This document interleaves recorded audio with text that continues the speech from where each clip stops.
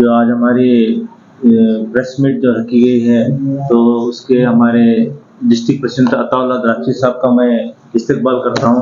साथ ही हमारे vice president Umar Khan Pathan का भी इस्तकबाल करता हूँ। और जो हमारे मीडिया के जो सभी आए उनका भी सभी को मैं वेलकम करता हूँ। तो आज ये एसडीपीआई पार्टी की तरफ से एक प्रेस मीट रखी गई है।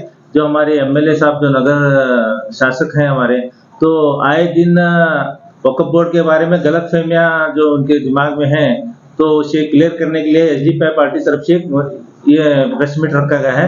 वो आज मेरा नाम Nisar Ahmed Maliyan, SDPI general secretary. अस्सलाम वालेकुम, जय भीम। आज खास तौर से जो इस प्रेस कॉन्फ्रेंस को मुनक्किद किया गया है, जैसे कि हमारे जनरल सेक्रेटरी जनाब निसार भाई ने बताया कि हमारे बीजापुर के एमएलए बसनगढ़ा यत्नाल को क्या है, एक गलत फहमिया है वक़्फ़ के ताल्लुक से। जिस तरह इन्होंने बताया कि वक़्फ़ की एक प्रॉपर्टी जो है वो वापस लेना, गवर्नमेंट के हक में लेना बोलकर है। मैं ख़ास तौर से एमएलए यत्नाल को ये बताना चाहता हूँ कि ये बीजापुर की जो, सिर्फ बीजापुर की नहीं बल्कि ऑल ओवर इंडिया की जो वक़्फ़ की जो आस्ती है, ये इस पर किसी का अधिकार नहीं है। मैं आपको बताना चाहता हूँ, ये मुस्लिम लोगों की तरफ से या फिर बादशाहों की तरफ से होंगे या फिर रईसदार लोगों की जानिब से होंगे या फिर मुस्लिम कम्युनिटी के किसी भी शख्स की जानिब से होंगे, ये मुसलमानों के निचले तबके लोगों को फलाह बहबूदी के लिए जो है दी गई प्रॉपर्टी जो है वक़्फ़ की प्रॉपर्टी है। कि खास तौर से मुसलमानों के फलाह बहबूदी के लिए दी गई प्रॉपर्टी वक़्फ़ की प्रॉपर्टी है।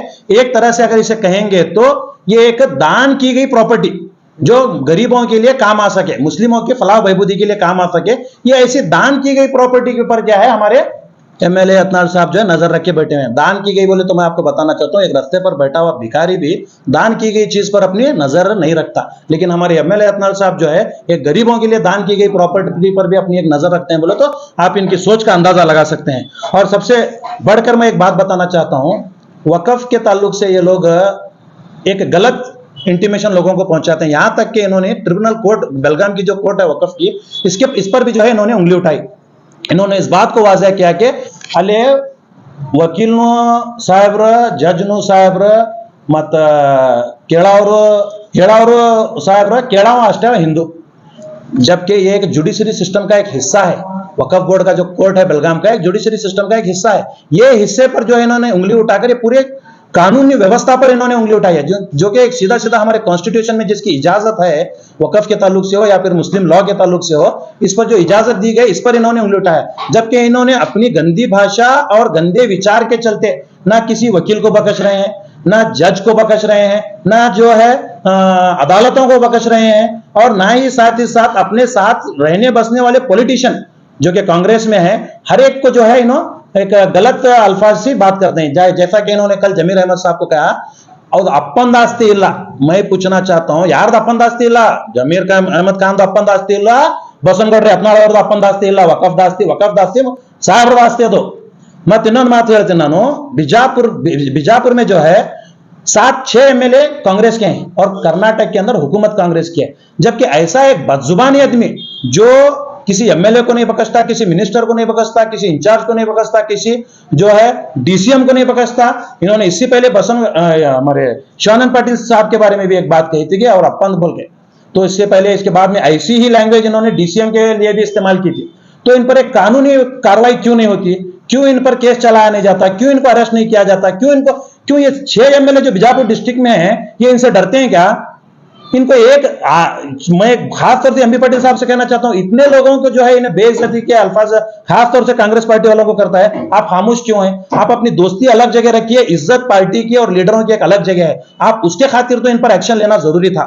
और उसके साथ साथ मैं एक बात बताता हूं, ये जो हमारे यत्नाल साहब वक़्फ़ की आस्ती के ताल्लुक से बात करते हुए, इनका एक उस वक्त इनका इंटेंशन जब यह था कि उनको प्रोटेस्ट जो किए थे वो खास तौर से एक डीजल का रेट चढ़ाने के जो हाइक हुआ है उसके ताल्लुक से लोग प्रोटेस्ट किए थे। वो अपने मकसद से भटक कर सीधा मुसलमानों की प्रॉपर्टी पर आ गए, जबकि वो उसका हिस्सा ही नहीं था।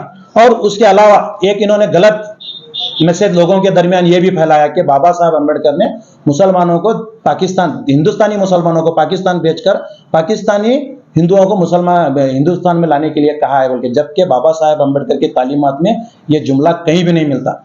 मैं खास तौर से मैं कांग्रेस गवर्नमेंट से एक बात कहना चाहता हूं कि इस किधर बाबा साहेब अम्बेडकर की तालीमात में एक गलत अफवाह फैलाने वाले शख्स को आप लोग कैसे पकड़ रहे हैं। इसी बात पर इन पर केस होना और इमीडिएट अरेस्ट होना है ना, क्योंकि बाबा साहेब अम्बेडकर जैसी शख्सियत के ताल्लुक से ये गलत अफवाह फैला रहे हैं।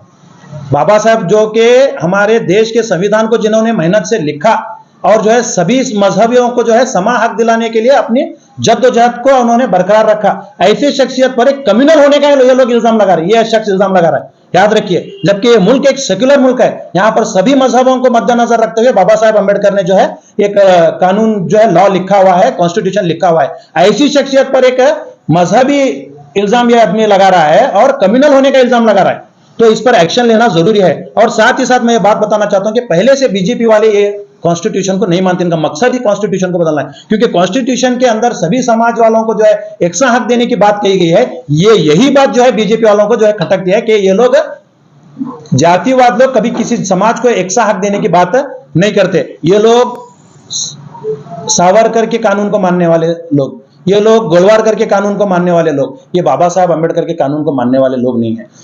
इनका इस बार मकसद भी यही था कि बाबा साहब अम्बेडकर के कानून को बदला जाएगा बोलकर, लेकिन अवाम ने इन्हें सही तरीके से जवाब भी दिया है। लेकिन मैं खास तौर से और एक बात बताना चाहता हूं, ये बार बार बीजापुर शहर के अंदर ये मीडिया के सामने आकर ये हद जो है एक गैर जिम्मेदाराना अपने जो है स्टेटमेंट्स देते हैं, बयानात देते हैं, इन पर किसी किस्म की कानूनी कार्रवाई नहीं होती। ये मैं हमारे बीजापुर के लॉ एंड ऑर्डर एसपी साहब से भी पूछना चाहता हूं और जो डीसी साहब से भी पूछना चाहता हूं और बीजापुर डिस्ट्रिक्ट के जो एमएलए हैं इनसे भी पूछना चाहता हूं और साथ